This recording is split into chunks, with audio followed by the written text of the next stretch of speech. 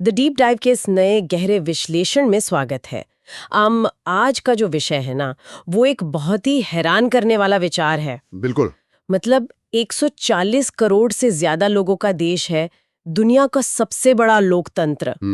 लेकिन उस देश की जनता अपने सबसे शक्तिशाली नेता यानी प्रधानमंत्री को सीधे तौर पर वोट ही नहीं देती। हाँ, ये सुनने में वाकई बहुत अजीब लगता है। राइट। मतलब राजनीति के शोर शराबे में हम रोज अखबारों में प्रधानमंत्री शब्द पढ़ते हैं, न्यूज चैनल्स पर सुनते हैं, दिन रात यही चर्चा होती है। बिल्कुल। लेकिन अगर उस शोर को किनारे कर दिया जाए और केवल संविधान के पन्नों को पलटा जाए तो एक अलग ही सच्चाई सामने आती है। एक बहुत ही तकलीकी सच्चाई है। हाँ, तो द डीप डाइव के आज के इस एपिसोड, मेरा मतलब है इस गहरे विश्लेषण का मिशन यही है कि हम असल स्रोतों के आधार पर इस पूरी प्रक्रिया को समझें। सही कहा। आज स्रोतों के आधार पर ये समझने की कोशिश की जाएगी कि संविधान के अनुसार वास्तव में प्रधानमंत्री की शक्तियां क्या होती हैं और एक व्यक्ति इस पद तक कैसे पहुंचता है। हाँ, और इन सब के पीछे की असली संवैधानिक व्यवस्था काम कैसे करती है। तो चलिए इसको थोड़ा खोलकर समझते हैं। देखिए, ये जो विरोधाभास है ना, ये वाकई बहुत गहरा है। कैसे? एक तरफ ऐसा लगता है कि पूरा देश एक चेहरे को देखकर वोट कर रहा है। राइट, आम चुनाव ऐसे ही लगते हैं। लेकिन दूसरी तरफ जब हम स्रोत के रूप में संविधान के पन्नों को खंगालते हैं तो पता चलता है कि पूरी प्रक्रिया कितनी तकनीकी है और अप्रत्यक्ष भी है। बिल्कुल।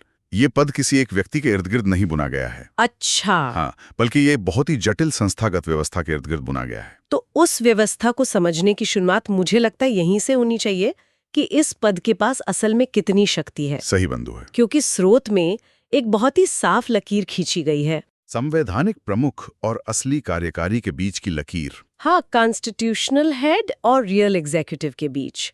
संविधान कहता है कि राष्ट्रपति संवैधानिक प्रमुख है, लेकिन असली कार्यकारी शक्तियां वो प्रधानमंत्री और उनकी मंत्री परिषद के पास है। बिल्कुल। अब कागज पर यह बात बहुत सीधी लगती है, लेकिन जमीन पर इसका असली मतलब क्या है? इसे समझने के लिए हमें सीधे संविधान के अनुच्छेद 74 यानी आर्टिकल 74 पर जाना होगा। अच्छा, तो ये आर्टिकल क्या कहता है? यह अनुच्छेद स्पष्ट रूप से कहता है कि राष्ट्रपति को उनके कार्यों में सहायता और सलाह देने के लिए एक मंत्री परिषद होगी और उस मंत्री परिषद का प्रमुख प्रधानमंत्री होगा। राइट, लेकिन अब यहाँ जो शब्द है सलाह, हाँ, एडवाइस, ये सुनने में ऐसा लगता है जैसे कोई किसी को कोई मशवरा दे रहा हो जिसे मानना या ना मानना सामने वाले की मर्जी है। आम भाषा में तो ऐसा ही होता है। हाँ, तो भारतीय संसदीय प्रणाली में क्या इस सलाह का मतलब कुछ अलग है?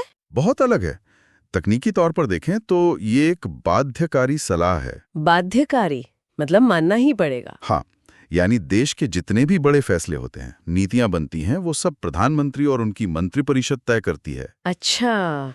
और राष्ट्रपति उस सलाह के आधार पर उन फैसलों को संवैधानिक मान्यता देते हैं। तो सरकार के हर आदेश पर मुहर राष्ट्रपति की होती है? मुहर उनकी होती है, लेकिन उस फैसले के पीछे का दिमाग, उस पर होने वाली बहस, ये सब प्रधानमंत्री के कार्यालय से होकर गुजरता है। उसे जमीन पर लागू करने की रूपरेखा भी बिल्कुल वही तय करते हैं। तो इस पूरी व्यवस्था को समझने के लिए मैं सोच रही थी, क्या इसे किसी बड़े कॉर्पोरेट ढांचे की तरह देखा जा सकता है? कॉर्पोरेट ढांचा? कैसे? मतलब मान लेते हैं कि देश एक बहुत बड़ी कंपनी है। अच्छा, ठीक है। इस कंपनी में राष्ट्रपति बोर्ड के चेयरमैन की भूमिका में है। जो कंपनी का सबसे सम्मानजनक चेहरा है। हाँ, एक मार्गदर्शक है। लेकिन जो प्रधानमंत्री हैं, वो उस कंपनी के सीईओ हैं। राइट। रोजमर्रा का काम कैसे होगा, किस प्रोजेक्ट में पैसा लगाना है, किसे किस विभाग की जिम्मेदारी देनी है, ये सब तो सीईओ ही तय करता है ना। ये कॉर्पोरेट ढांचा समझने के लिए एक बहुत अच्छा नजरिया है ना? हाँ, चेयरमैन की मोहर के बिना कोई अंतिम फैसला नहीं होता, लेकिन कंपनी को चलाने की दिशा वो सीईओ ही तय करता है। लेकिन यहाँ एक सवाल उठता है, अगर प्रधानमंत्री ही सीईओ हैं और सारे फैसले ले रहे हैं, तो फिर चेयरमैन यानी राष्ट्रपति की जरूरत ही क्या है? देखिए, ये एक बहुत ही आम धारणा है कि राष्ट्रपति बस नाम के लिए। हाँ, लोगों को लगता है कि क्या राष्ट्रपति का पद सिर्फ एक रबर स्टैंप है जो बिना कुछ सोचे समझे बस कागजों पर हस्ताक्षर करने के लिए बनाया गया है? लेकिन ये पूरी तरह से सच नहीं है, और यही पर संविधान निर्माताओं की दूरदर्शिता नजर आती है। अच्छा, तो उनकी भूमिका क्या है? राष्ट्रपति केवल मुहर लगाने वाली मशीन नहीं है। अगर उन्हें लगता है कि मंत्रिपरिषद का कोई फैसला संविधान के खिलाफ है या उसमें जल्दबाजी की गई है, तो वे उस फैसले या बिल को पुनर्विचार के लिए वापस भेज सकते हैं। मतलब वो कह सकते हैं कि इस पर फिर से सोचो। बिल्कुल, वे सरकार से सवाल पूछ सकते हैं। राइट।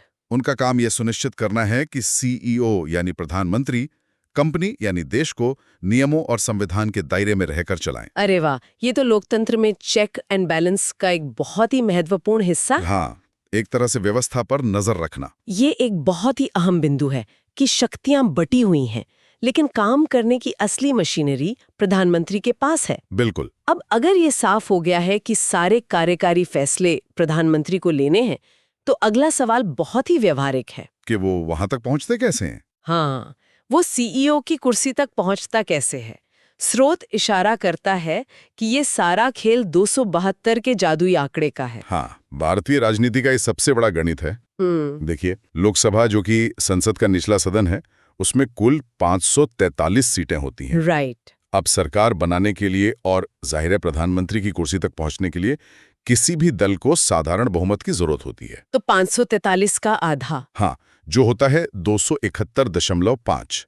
इसलिए न्यूनतम 272 सीटों का आंकड़ा तय किया गया है। और यहीं पर वो शुरुआती विरोधाभास फिर से सामने आता है। कौन सा? जो हमने शुरू में कहा था। स्रोत के मुताबिक जनता प्रधानमंत्री नहीं चुनती। हाँ, जनता सीधे प्रधानमंत्री के लिए वोट नहीं डालती। बल्कि सुनने वालों के लिए ये जानना दिलचस्प होगा कि जनता अपने अपने इलाके से 543 सांसदों को चुनकर संसद भेजती है। बिल्कुल। इसका मतलब है कि वो 543 लोग यानी वो सांसद मिलकर तय करते हैं कि उनका नेतृत्व कौन करेगा। वही अपना नेता चुनते हैं।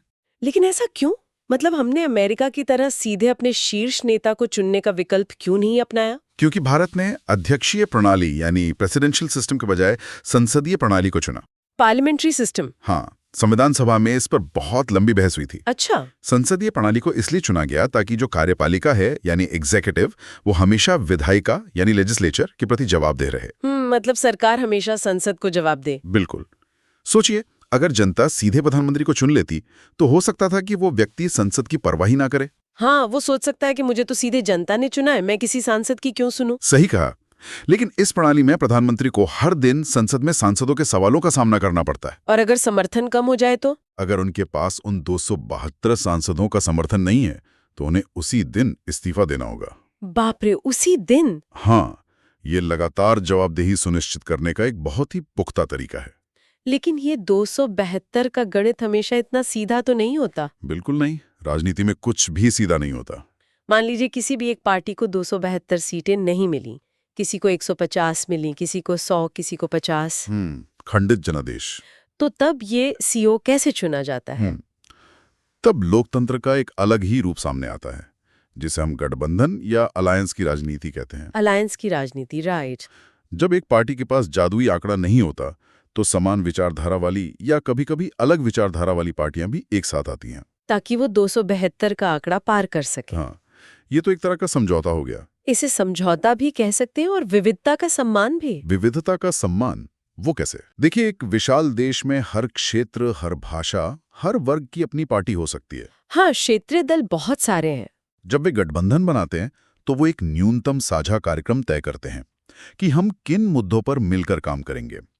अच्छा, और फिर नेता कैसे चुनते हैं? फिर वे सभी सांसद मिलकर अपना एक नेता चुनते हैं और तब जाकर संविधान के आर्टिकल 75 यानी आर्टिकल 75 के तहत राष्ट्रपति उस नेता को सरकार बनाने के लिए आमंत्रित करते हैं।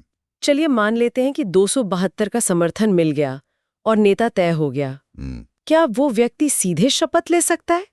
क्योंकि स्रोत बताता है कि संविधान में कुछ कड़े नियम और शर्तें हैं। बिल्कुल, ऐसा नहीं है कि कोई भी उठ के प्रधानमंत्री बन जाएगा। सबसे पहले तो व्यक्ति का भारत का नागरिक होना अनिवार्य है। वो तो सबसे बुनियादी शर्त है। और फिर बात आती है उम्र की। हाँ, लोकसभा का सदस्य होने के लिए न्यूनतम आयु 25 वर्ष और राज्यसभा का सदस्य होने के लिए 30 वर्ष तय की गई है। ये आयु सीमा भी बहुत सोच समझकर रखी गई है। वो कैसे? 25 या 30 वर्ष की उम्र तक एक व्यक्ति में इतनी सामाजिक और राजनीतिक समझ विकसित हो जाती है कि वो देश की नीतियों को समझ सके। अच्छा। ये ऊर्जा और अनुभव के बीच एक संतुलन बनाने का प्रयास है।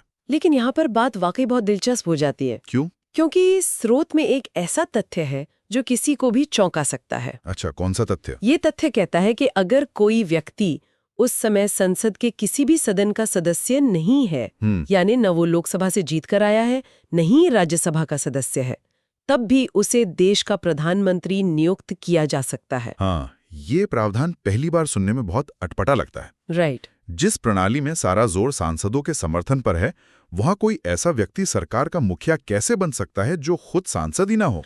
बिल्कुल। ये तो किसी बड़ी यूनिवर्सिटी में कंडीशनल एडमिशन मिलने जैसा हो गया। कंडीशनल एडमिशन, इसे थोड़ा और विस्तार से समझें तो बात साफ होगी। हाँ, मेरा मतलब है कि मान लीजिए किसी को यूनिवर्सिटी में दाखिला मिल गया। ठीक है। और वो सीधे जाकर अपनी क्लासेस में बैठना शुरू कर दे, यानी उसने प्रधानमंत्री पद की शपथ ले ली और काम शुरू कर दिया। काम करना शुरू कर दिया। लेकिन अपनी सीट हमेशा के लिए पक्की करने के लिए उस व्यक्ति को 6 महीने के अंदर एक एंट्रेंस एग्जाम पास करना ही होगा। हाँ। स्रोत कहता है कि उस गैर सांसद को 6 महीने के अंदर संसद का सदस्य बनना ही पड़ता है। ये तुलना इस स्थिति को बहुत अच्छी तरह समझाती है ना? हाँ। और इस 6 महीने की छूट के पीछे एक बहुत गहरी व्यवहारिक सोच है। क्या सोच है? देखिए, कभी-कभी देश में राजनीतिक अस्थिरता आ सकती है, या किसी गठबंधन को किसी ऐसे नेता पर भरोसा होता है जो चुनाव हार गया हो। अच्छा। या जिसने चुनाव लड़ा ही ना हो, लेकिन देश को उस समय उसी के नेतृत्व की जरूरत हो। तो ऐसे में काम ना रुके। बिल्कुल। संविधान कामकाज को रोकने के पक्ष में नहीं है, इसलिए ये 6 महीने की खिड़की दी गई है। लेकिन असल जिंदगी में ये होता कैसे है? क्या 6 महीने के अंदर पूरे देश में फिर से चुनाव होते हैं? अरे नहीं, पूरे देश में नहीं। इसकी एक खास प्रक्रिया होती है जिसे उपचुनाव या बाई इलेक्शन कहा जाता है। By election? हाँ। आमतौर पे होता यह है कि उस नवनियुक्त प्रधानमंत्री की पार्टी का कोई मौजूदा सांसद, हाँ, जिसकी सीट बहुत सुरक्षित मानी जाती है, वो अपनी उस सीट से इस्तीफा दे देता है। अच्छा, ताकि सीट खाली हो जाए। हाँ, इससे वो सीट खाली हो जाती है। फिर चुनाव आयोग उस एक सीट पर उपचुनाव करवाता है। और फिर प्रधानमंत्री वहां से लड़ते हैं? बिल्कुल। वो प्रधानमंत्री वहां से चुनाव लड़कर संसद में पहुंच जाता है। और अगर वो 6 महीने के अंदर ये एंट्रेंस एग्जाम यानी वो उपचुनाव हार जाए, तब क्या होगा? तब उन्हें तुरंत प्रधानमंत्री पद से इस्तीफा देना पड़ेगा। उसी वक्त? हाँ, उनका कंडीशनल एडमिशन रद्द हो जाएगा। वाओ! यह इस बात का सबूत है कि संविधान कितनी भी छूट दे दे, लेकिन अंततः लोकतंत्र में जनता की मुहर सबसे जरूरी है। बिना संसद का हिस्सा बने आप अनिश्चित काल तक सत्ता में नहीं रह सकते। बिल्कुल नहीं। ये लचीलापन और कठोरता का बहुत ही बेहतरीन मिश्रण है। सही कहा। अब जरा उस स्थिति पर आते हैं जहां एडमिशन पक्का हो गया, 272 का आंकड़ा भी पार हो गया और प्रधानमंत्री ने अपना काम शुरू कर दिया। एक बार प्रधानमंत्री बनने के बाद रोजमर्रा के काम क्या होते हैं? इस इतने बड़े और विविध देश को चलाने की प्रक्रिया कैसे शुरू होती है? पद संभालने के बाद सबसे पहला और सबसे महत्वपूर्ण काम होता है अपनी टीम बनाना, यानी मंत्रिमंडल। हाँ, ये तय करने का विशेषाधिकार पूरी तरह से प्रधानमंत्री का होता है कि कौन सा सांसद मंत्री बनेगा और किसे कौन सा मंत्रालय दिया जाएगा। बिल्कुल। वित्त मंत्रालय किसे मिलेगा, गृह मंत्रालय कौन संभालेगा, रक्षा नीतियां किसके हाथ में होंगी, ये सब प्रधानमंत्री तय करते हैं। और ये सिर्फ टीम बनाने तक सीमित नहीं है। नहीं, उनका काम बहुत व्यापक है। स्रोत स्पष्ट रूप से बताता है कि देश की आर्थिक नीतियां कैसी होंगी, विदेशी कूटनीति कैसे काम करेगी, देश के विकास का मॉडल क्या होगा। इन सब में मुख्य भूमिका प्रधानमंत्री की ही होती है। हाँ, वे संसद के अंदर सरकार की आवाज होते हैं। लेकिन इतना काम होने के बावजूद उन्हें राष्ट्रपति को हर बात की जानकारी देनी होती है। अगर हम इसे बड़े परिदृश्य से जोड़ें तो प्रधानमंत्री एक बहुत ही मजबूत पुल या ब्रिज की तरह काम करते हैं। ब्रिज किनके बीच? एक तरफ संसद है जहां जनता के प्रतिनिधि बैठते हैं, दूसरी तरफ उनकी अपनी मंत्रिपरिषद है, और सबसे ऊपर राष्ट्रपति हैं जो देश के संवैधानिक प्रमुख हैं। अच्छा। इन तीनों स्तंभों के बीच संतुलन बनाने की जिम्मेदारी प्रधानमंत्री की होती है। और यहीं पर संविधान का एक बहुत ही अहम अनुच्छेद सामने आता है, आर्टिकल 78। हाँ, आर्टिकल 78। स्रोत इसके बारे में कहता है कि यह प्रधानमंत्री के संवैधानिक कर्तव्यों यानी ड्यूटीज को निर्धारित करता है। बिल्कुल। इसके तहत प्रधानमंत्री की ये जिम्मेदारी है कि वो सरकार के सभी निर्णय, प्रशासन के कामों और जो भी नई नीतियां बन रही हैं, उन सब की जानकारी राष्ट्रपति को दें। और ये केवल एक शिष्टाचार या औपचारिकता नहीं है। अच्छा। ये एक संवैधानिक अनिवार्यता है। हाँ। मान लीजिए सरकार किसी दूसरे देश के साथ कोई बहुत बड़ी रक्षा संधि करने जा रही है। असली कार्यकारी होने के नाते प्रधानमंत्री और उनकी कैबिनेट ने सब तय कर लिया है। राइट। लेकिन आर्टिकल 78 के तहत राष्ट्रपति के पास ये अधिकार है कि वो उस संधि से जुड़े सारे दस्तावेज मांग सकते हैं और पूछ सकते हैं कि इसके दूरगामी प्रभाव क्या होंगे। बिल्कुल। तब प्रधानमंत्री ये नहीं कह सकते कि हम बहुमत में हैं, हम आपको क्यों बताएं। उन्हें वो जानकारी देनी ही होगी। देनी ही पड़ेगी। इसका मतलब ये है कि अगर कोई प्रधानमंत्री ये सोचे कि उसके पास 300 से ज्यादा सांसद हैं और वो किसी को जवाबदेह नहीं है, तो वो गलत सोच रहा है। हाँ, क्योंकि आर्टिकल 78 यह सुनिश्चित करता है कि देश का मुखिया यानी राष्ट्रपति हमेशा व्यवस्था पर नजर रखे हुए है। बिल्कुल, ये सत्ता को निरंकुश होने से रोकने का बहुत अच्छा तरीका है। स्रोत में एक बहुत ही अहम ऐतिहासिक संदर्भ भी दिया गया है इस बारे में। हाँ। जब भारत आजाद हुआ तो पहले प्रधानमंत्री जवाहरलाल नेहरू थे। उन्होंने इस आर्टिकल 78 के तहत परंपराओं को स्थापित किया। वे नियमित रूप से राष्ट्रपति भवन जाकर तत्कालीन राष्ट्रपति को सरकार के कामकाज की जानकारी दिया करते थे। पत्र भी लिखा करते थे। हाँ, और अगर आज के परिदृश्य को देखें तो वर्तमान में नरेंद्र मोदी इस पद पर है। राइट। और वही संवैधानिक ढांचा, वही नियम आज भी उसी तरह काम कर रहे हैं। ये निरंतरता ही हमारे संविधान की असली ताकत है। सही कहा। चेहरे बदल जाते हैं, राजनीतिक पार्टियां बदल जाती हैं, लेकिन वो जो नियम है, बहुमत साबित करना, योग्यताएं पूरी करना और राष्ट्रपति को रिपोर्ट करना, वो उसी जमीन पर टिके हुए हैं। बिल्कुल। अगर हम आज के इस पूरे विश्लेषण को एक धागे में पिरोएं तो हमने मुख्य रूप से 3 बहुत ही महत्वपूर्ण आर्टिकल्स को समझा। हाँ, 3 स्तंभ। सबसे पहले आर्टिकल 74, जिसने ये साफ किया कि सलाह देने के नाम पर असली ताकत यानी रियल एग्जीक्यूटिव की भूमिका मंत्री परिषद और प्रधानमंत्री के पास है। राइट। फिर हमने देखा आर्टिकल 75, जो नियुक्ति की बात करता है, जिसमें वो कंडीशनल एडमिशन वाली बात थी। हाँ, वो 6 महीने वाली शर्त जो किसी गैर सांसद को भी प्रधानमंत्री बनने का रास्ता देती है, बशर्ते वो बाद में चुनाव जीते। और अंत में आर्टिकल 78, जो प्रधानमंत्री को ये याद दिलाता है कि भले ही वो सरकार के प्रमुख हों, लेकिन उन्हें राष्ट्रपति को हर प्रशासनिक फैसले की जानकारी देनी होगी। एक संतुलन बनाता है। ये सुनिश्चित करता है कि शक्ति कभी एक जगह केंद्रित ना हो जाए और साथ ही ये भी सुनिश्चित करता है कि देश का कामकाज सुचारू रूप से चलता रहे। और यही बात इस व्यवस्था को इतना खास बनाती है। बिल्कुल। इस विश्लेषण के अंत में आज के स्रोत से जुड़ा एक बहुत ही गहरा विचार छोड़कर जाने का समय है।